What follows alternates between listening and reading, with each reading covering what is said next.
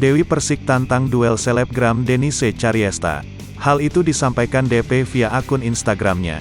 Diketahui, Denise diundang untuk klarifikasi hubungannya dengan artis Uya Kuya di acara Pagi-Pagi Ambyar.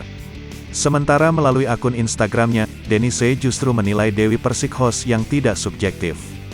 Emosi yang sudah tak terbendung lagi akhirnya langsung ditumpahkan Dewi Persik dalam siaran langsung yang tayang di akun Instagram miliknya. "Hey Denise, kalau lu mau berantem sama gue, lu di ring sama gue.